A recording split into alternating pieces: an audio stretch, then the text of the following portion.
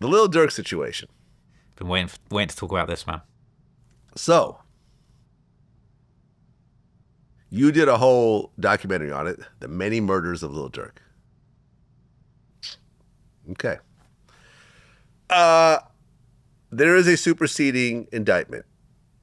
And I just interviewed Drew Findling. Mm-hmm. Did you watch it? I've seen a few of the clips. I haven't seen the whole thing all the way through. Right. But he's interesting. I got a lot to say about everything. I love Drew, man. Really, like, no Diddy. Like, I really, really love this guy. In fact, I have a lawyer that I'm using right now that he recommended who's absolutely great. You know, it's kind of like when you start dealing with certain calibers of any field, I've realized a long time ago that people kind of, like a birds of a feather, flock together. So it's like if you're dealing with one, like, world-class lawyer, you need another lawyer in a different department, the person they'll send you is like, you know, like a top-notch person. Oh, so, man, I'm sure he's great. They were talking about, what, like $3,000 an hour he charges or something crazy? Well, I know that Joe Tacopina charges $2,400 an hour. So I don't know how much he charges. Can we get the whole case done in just 1 hour, Joe? Like, let's just get the whole... just 1 hour. That's all I got. Just 1 hour. That's all I got. We get the whole thing done. Right. So he is representing Lil Durk in his murder for hire case. Now, he proved that the audio that the feds were using was actually, like, done by YouTubers. Here we go. Got a lot to say about this, Vlad. So first off, okay, I got to confront you about something. All right, let's go. Because you had been duped by this audio. Because I've heard you in a couple interviews talking about Lil Durk sampled the murder audio. And I'd heard you say that a couple times, and I was waiting for opportunity when we met up to be like, did you know that that's not actually true? I think maybe in your bootleg Kev interview and another interview I've seen, maybe the Ack interview, you had been duped by this too. And I think that on the one hand, I think that plays into Durk's hand, right? Because it's like, if other people in hip-hop media have been convinced by this fan edit that sampled the actual scream of Quando screaming no. Well, we weren't confused by it. It was because it's in the Fed paperwork. So you assume the feds do their due diligence, which in this case they did not. But it wasn't in the Fed paperwork. The original paperwork, the original indictment, had the song lyrics from that Babyface Ray, Wonderful Wayne and Jackie Boy song. It never... This is so important. I tried to break this down the other day in a stream, but people weren't really getting it. The original indictment has the lyrics, okay? And we'll get to the lyrics in a moment. It doesn't have that fan-made edit screaming no. It says that Lil Durk referenced the screams that Quando made. And I personally believe that that's absolutely true. Lil Durk talking about, you look on the news, see your son screaming no, no. That to me is a reference, not a sample. They never said that it was a sample. But when the the defense asked the grand jury, we want more information, we want more of this, somebody, I don't know whether it's in the grand jury, prosecution court, whoever does this, I don't know enough about the legal system to know this, somebody lazily, rather than grabbing the original song, they grabbed the fan-made edit and sent that over. Now, that's where the mistake happened, but the original indictment didn't say anything about sample. Well, okay, wait, but the point was, and me and Drew talked about this, was they actually got the producers and the source files, and what they said was that song was recorded 6 months before the shooting ever happened. So, I brought with me my Durk files today. Hey. Okay, so this is some of the I would say this is some of the most incriminating lyrics that hip hop history has ever witnessed in this file. So I thought it was really interesting that they're now trying to say the song was recorded before the murder took place, because the song was released several months after the murder took place, right? Correct. And so, like, this is a difficult one, because it's kind of like, okay, look, for me, I find it quite hard to believe that these particular lyrics that are being this specific about the specific events that happened could have been recorded before, but they're saying, look, we've got some metadata to say that a file was created before the murder took place, and we have a sworn testimony from one of the producers to say that this song, Lil Durk's verse, was recorded before the murder took place. I'd like to read you the lyrics from the song, and you just tell me whether you can... Like, it's so hard for me to fathom that this song could have possibly been recorded and written before, but if that's what they say, we're going to take that on face value.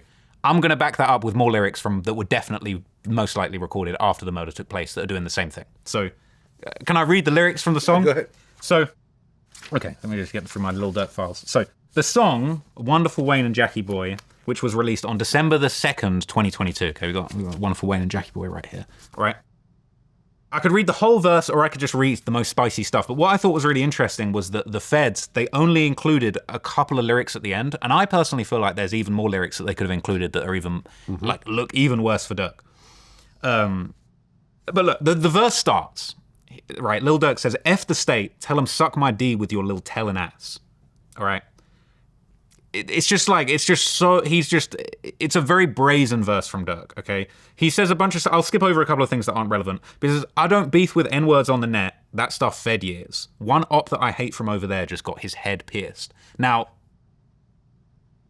some people have said that that's a reference to the injuries that Lil Pab had, but, you know, we could say that could be anyone, any op from over there. That's very general. Pierced. So now we're going to get to the part that was like, that leads up to the part that was in the original court documents that they said referenced the news footage of Quando screaming over the body. So it says, I think about my brothers that I lost, I'm in my feelings. It's effed up that I'd rather get revenge instead of millions. Durkio call me Smirkio, then it's personal. An N-word asked me who I killed before, like who you working for. Say my name for clout, but in them streets, their ass gon' hurt you though. And then this is the part. Told me they got an addy. Not told each other they got an addy. Told me they got an addy, an address. Get location, go. Green light, go, go, go. Look on the news and see your son screaming no, no, and all them N-words hanging with him if you know, you know. This is my personal opinion, I don't want to get sued. I find it so hard to believe that these lyrics told me they got an addy, go. Green light, got location, go, go, go. Look on the news and see your son, you screaming no, no. Quando was on the news screaming no, no. That I just find that. But see your son? See your son, but you could be talking about your friend. People say your son, that's my son, whatever. But okay. No. I don't hear anyone say, yo, that's my son, if that's your friend. See your son. I think he's talking about someone getting killed, someone's father getting killed in front of him, and the son is screaming. So I'm saying it doesn't add up. No one, that's my son, no. That's your little homie, maybe, but no. Like, that's not, I've never heard that phrase. So are we saying never, ever. So we saying that's a coincidence? It's I'm just saying a straight that coincidence. last piece doesn't match up. And the whole thing is like, got location. Told me they got an addy. Got location. Go. Green light, go. Told me they got an addy. It's after the fact. You could create... The song came out after the murder. I understand, but was it recorded before the murder? If they have access to the files and they show the timestamp of the files, and you could go through and actually figure this out. Like, seriously, anyone with the feds with basic, digital expertise could look through and say when these things were recorded. Do you not feel like it's possible that someone could punch in and change lyrics later? Like, the song came out after. I mean, you would see that in the file. You would see that in the file. So, okay, so is what you're telling me then, you don't believe that this is enough. So if you could prove that this was recorded after the murder, would it convince you? It still wouldn't convince you. Well, it didn't convince the feds because they took out all references to music.